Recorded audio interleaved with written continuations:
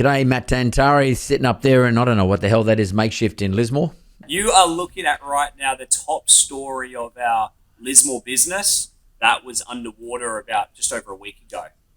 So you're sort of sitting in the roof. I can see the rafters and I can see the stuff that you put underneath the tiles, or the roof at least, on top of the roof. So you're sort of camping up there. Is that your office or your home? It is. This is our office actually. Usually, what you can't smell, Mark, is the mold. Everyone keeps talking about the smell. What is that smell? What are we talking about here? My wife informs me that it's black mold, which is basically not good. So that's the smell. It's also the streets, sewage, and just gas, fuel, whatever has come out of industrial warehouses. That's the smell. But it's a black mold. So is the mold visible in all the various premises? Because if it is, I mean, that's a mission trying to get rid of that stuff. It's quite dangerous.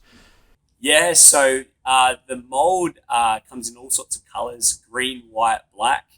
I don't know what they all mean, but they're not healthy, and there's people getting rid of it. I think ceilings are getting stripped out, and just to get rid of it quickly. There's clove oil, I think, fixes everything.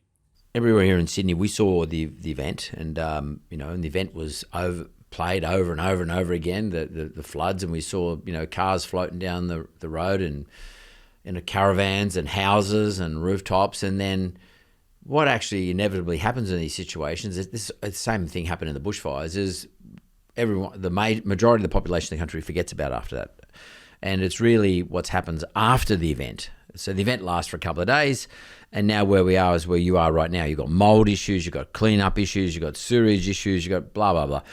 Take me through that stuff. What are we talking about here? Now, you're living upstairs, or your office now up in the roof of your building, the roof cavity. Take me through what are the after effects of all this? Well, I'm walking through it now really firsthand for the first time. 5 years ago when there was last a flood, we didn't own businesses. Luckily for us, there's the one here in Lismore, and then we also have two buildings flooded in Ballina, which is down on the coast. That it can be insured for flood. This one here isn't. So people's insurance policy is generally getting it upstairs. Every single building in the city here has an upstairs level where you put your business stuff, inventory and stock. You put it upstairs to keep it safe. That's your insurance policy. So I think that my days have been now filled with yesterday, probably about 3 or 4 hours with different insurance assessors down in Ballina, in our Ballina buildings. Here in Lismore, it's a little bit not like that. We can get stormwater insurance. There's a lot of people that don't have that in homes. Businesses, it depends whether they're a part of a larger chain that has like a mutual covering their building. But for this business here, it does not have flood insurance. So it looks like lots of creative ways of either rebuilding or moving, basically. The rebuild, a lot of times, is dependent on the amount of capital you have available to you, the cash you got available to you, and that comes from either your balance sheet, which you don't really want to have to touch, or alternatively comes from your insurance policy. That's sort of brain damage stuff, sort of navigating your way through it, not only navigating with the insurance company, but I'm trying to understand, are you going to get enough? Because I remember when the bushfires are on, and when you had to rebuild to a different standard. So what you lost might have been something that was built 20, 30 years ago. Today, the building code changes to take account of things like bushfires and floods, etc. And it's much more expensive to rebuild. So whatever you were insured for usually is not enough to insure you, pay for what you got to do. Apart from the fact you've got to try and get tradespeople, I should say, and or timber or plaster or whatever it is, which there will be a shortage up there for sure. What is the general mood of those people who are even lucky enough to have had some insurance? What's the general mood of everybody up there? Or is there a positive mood, or is it like extraordinarily down?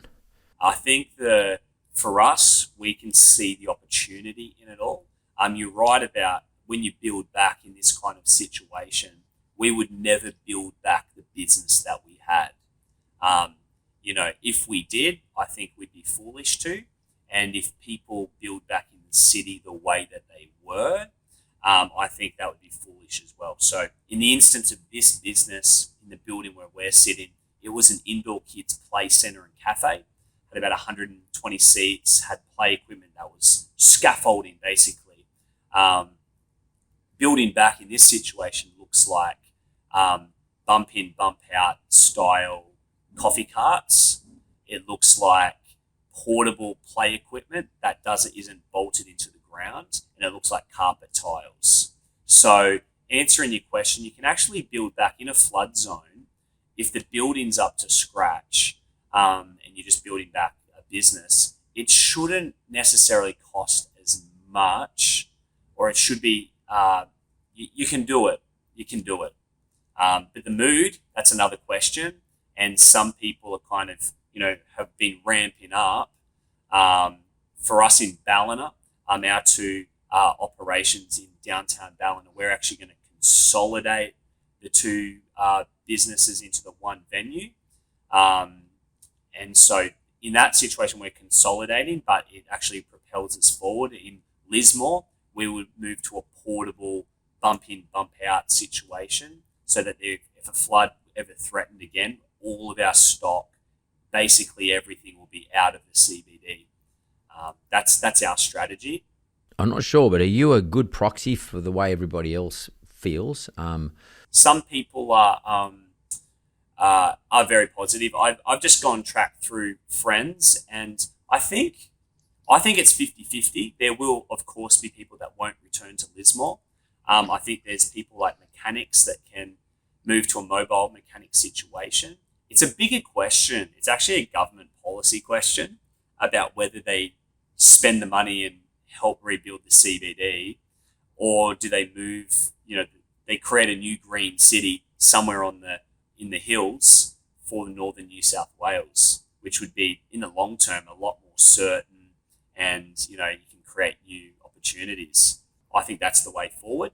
But I'm positive either way. We're just going to make it work.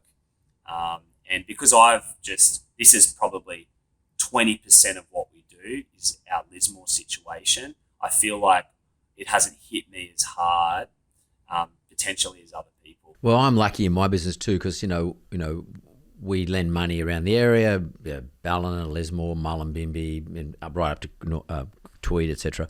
But it's not a big percentage of our total business. But I do feel very much for the individuals who run those parts of our businesses up there. I'm lucky in that regard, but I don't see for a long time I don't see a lot of applications for home loans, particularly to buy property up there from new buyers or new entrants into the Northern Rivers market for a long time. As I said, I'm lucky because it only represents a small percentage of my total business. But then I had the same issue when the South Coast bushfires were on a couple of years ago. Just lucky. So therefore my mood's okay, but I just don't know what it does for people who are have their business completely devastated, have no insurance, have no faith in the government, perhaps are living rough at the moment, on someone's lounge or as the case may be.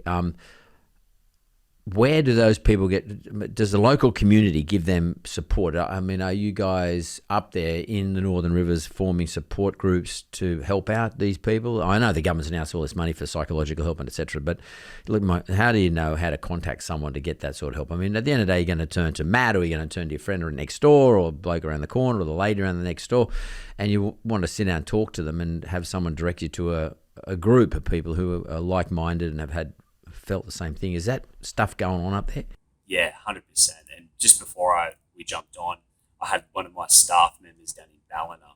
Her house got flooded, and even her, who's connected, their family earn decent wages. They're out of their place. And there was just a bit of despair really on the phone. What we're doing in Ballina, the community is working together. So part of what I do is a thing called the Community Project, which is really food banks that we operate in the region, which is what we did before the floods anyway. So for us, we basically, when we saw that this business had flooded, we basically, in my mind, I came over it on a boat last week when we were out on the water. And So I knew it was basically gone. So I just went, okay, what else? Yeah, I've got to focus on our other stuff. And so we got one of our food banks flooded. So we got that moved to higher ground real quick with about the help of 50 volunteers. People are lifting. So there's funding coming through. I'll give you an example. There's a young couple, south side of Lismore, lost their house, and he also lost his work truck for his growing construction company. So he's lost all his tools and he's lost his house for the meantime. So in his case, there will be obviously things like GoFundMe's. That will be, honestly, it's rough, but it'll get some people through. And these people here are super resourceful, and they will find gaps, loopholes. They'll show initiative, and they'll get things going again. I hope that everyone builds back in a more sustainable way in the city here, and just plans ahead. And then again, I don't think that was 2 meters higher than what has ever happened. So I'm sitting in a loft that was flooded, where this in history has never happened. So communities lifting, government probably, whether they come to the party when it comes to funding businesses and households even more, I'm not sure. But I think the government's real role is good policy, and I'm hoping that good policy looks like CBDs turned into beautiful parklands and sporting fields, and a new CBD city built on higher ground. Well, Matt, we need people with your sort of attitude and perhaps your more importantly, your outlook. I mean, you're taking a positive view. Some people taking lots of negative views at the government. It's easy to have a crack at the government, and governments rarely work quickly, and they rarely work in lockstep with the community. And I'm not here to say that the community should be doing the government's job, but equally the government can't do the community's job. The community has a job, and the government has a job too. They have to work together. But that's sort of in the wish list, and I don't think the government will for a long time. They haven't worked out how that works at this stage, particularly when it's more remote, like Lismore. It might work when it's west of Sydney or something, but it's a little bit more remote, and it's just a bit harder for them to get there. No matter what the government does, they're going to get the blame for going up there. I mean, I don't feel sorry for them, but at the same time, I don't envy them. I wouldn't want to be in their shoes ever. But Matt, I really appreciate what you're doing and speaking to me today, but what you're doing for your community, but most importantly, what you are, how you're keeping it together. That's so important, just holding it together like the way you're doing it. And I'm going to be up there Friday, and I'll be in Lismore. So if I get a chance, I'm going to come and say hello to you. And I hope there's somewhere up there I can have a cup of tea, or alternatively, I'm going to have to bring myself a thermos, and I'll make sure that there's 2 cups of tea in there for one for each of us. And I might even bring a paper cup for you. So I'm even happy to share the cup on the thermos, mate. But I hope to see you next Friday, this Friday, I should say, if possible. And just keep up the positive attitude, dude. So Matt, well done, mate. Thanks very much for taking the time to talk to me, especially time out of your job whilst you're putting everything back together again.